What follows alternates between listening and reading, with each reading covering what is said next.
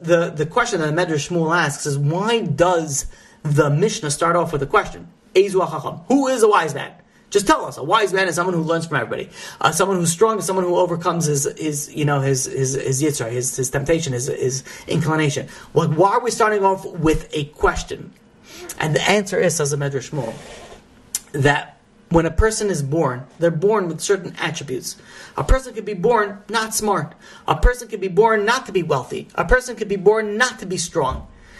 But you know how you could still merit that strength. You could still merit that wisdom. You could still merit that richness, that wealth. If you go measure, it's all measure for measure, midah keneged midah. If you go and you push yourself, if you go and you just put yourself in a level of that you're meiser nefesh, you go above and beyond what's your natural order of things, of the way that you're built, then HaKadosh Baruch Hu will change his nature. If a person is destined to be weak, but they go against their nature, God will change and control his inclination.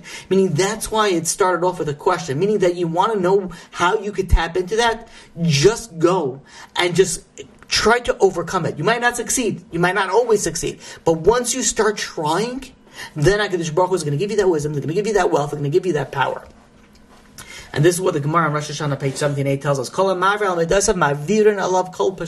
Someone who goes and overcomes his desires, overcomes his midas, overcomes who he is, they change everything for him. There are stories upon stories we're not going to go into now, because we spoke about these types of stories before, where if someone gets embarrassed publicly and somebody runs over to them and says, no, don't say anything, just give me a blessing. I didn't have any children for 2,500 years. If you give me and they give them the blessing and they don't respond to anything, and they get, and they have that child. We see stories after stories upon that. Why? What's the essence of that? The essence of that is that when you overcome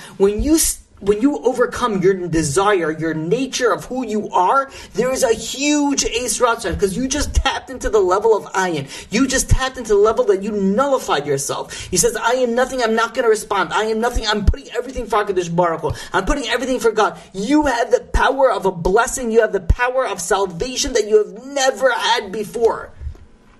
And this is the power of Purim.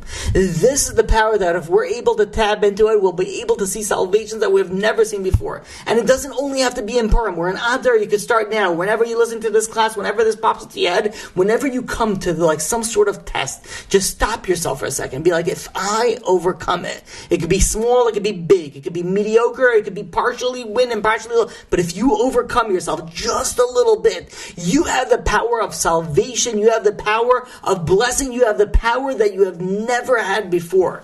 And this is the power, this is the attribute of HaKadosh Baruch Hu, of ayin, of nothingness, that you're able to nullify yourself, and that is l'mayla v'l'mayla min hateva. This is above nature, above nature.